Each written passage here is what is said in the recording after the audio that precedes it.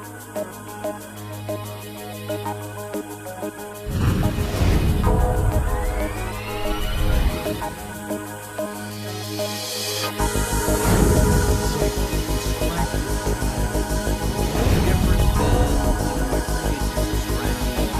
following program was recorded at the annual Barcoding and RFID conference in Baltimore, Maryland.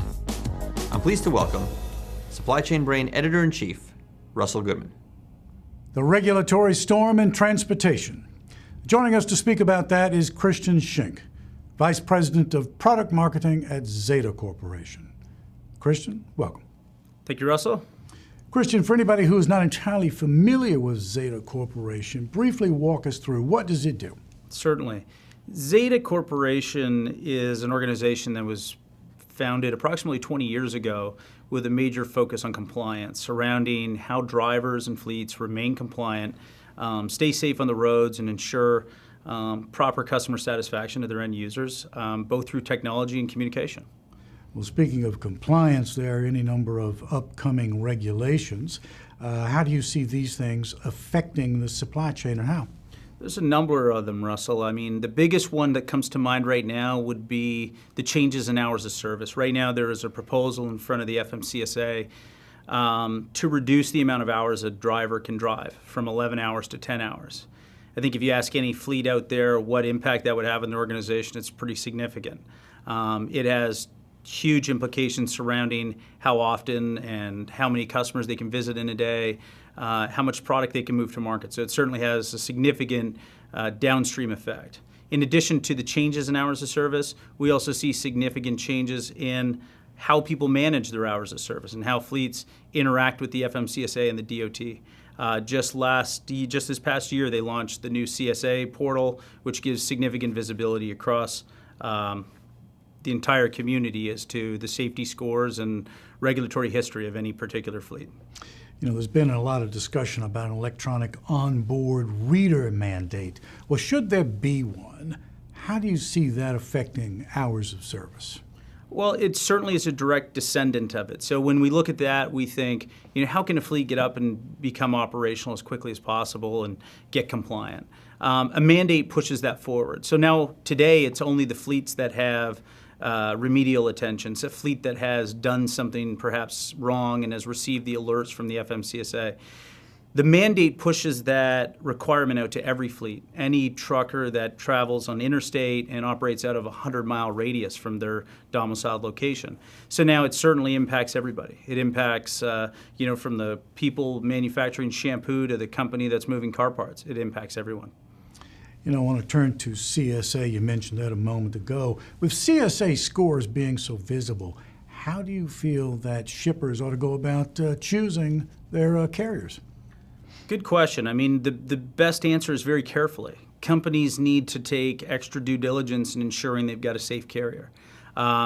More and more visibility exists, and the extension of liability is much farther reaching than it ever was in the past. So carriers need to take the extra time to review CSA, often recommended that they look at hiring consultants, somebody who's been in this space and understands what the proper profile looks like of a carrier, because often now it is a significant burden on a company to acquire the appropriate resources to handle their supply chain, and it's about to get a lot worse. We predict about 250,000 drivers moving out of the industry in the next little while as part of this whole CSA impact. Let's talk about a match between technology and these regulatory pressures that we've been talking about. How can technology aid in dealing with these pressures? Well, no different than finance or anything else. We like to think of our technology as something that helps fleets measure, and you can't manage what you can't measure, and that seems to be a true statement, across business, and certainly no difference as it relates to compliance and safety. We find that fleets who've been able to leverage technology and become proficient users and use it to their advantage and become proactive users instead of reactive users, their operations are much more successful. Xata today, based on all of our customers we have in the marketplace, 97% of them have safe drivers and safe fleets on the road, safe as according to the FMCSA's publications. Well, speaking of safety, distracted driving is clearly an issue. Tell us how solutions, either that you or anybody else offers in this space, is going to help deal with the problem of distracted drivers on the road. No different than my previous answer surrounding the measurement and the management. I think by being able to properly articulate and to record and calculate and extrapolate data out of our solutions and use it to manage properly what these drivers are doing and when they're doing it, when they're interacting with devices and so on is very important. In addition to just the reactive measurement by reporting and looking at data, we've also invested in significant partnerships with companies like ZoomSafer, who provides us with a utility that runs on a mobile phone, smartphone, tablet display, and enables or disables the use, of a personal device while the vehicle's in motion, and then also provides reporting for it. So it actually makes the device inoperable during that time.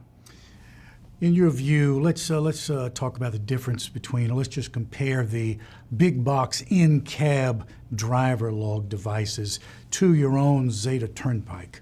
Walk us through that for just a moment. Certainly. So we offer both solutions at Xata. So we have a significant population of customers that are using the traditional big box EOBR, and then we have a significant population that are using the Xata Turnpike.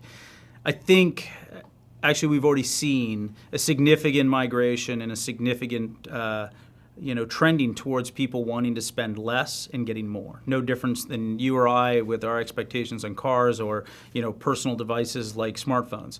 We see that the community of people the community of customers can derive as much feature functionality, if not more flexibility, leverage technology that we as Xata did not have to build by using smartphones and tablets to remain compliant and use it to be better transportation providers. And I think you'll see a convergence of fleets and operators who see the same and look forward to the savings and flexibility. Well, valuable information. Christian, thank you very much for meeting with us today. Thank you, Russell.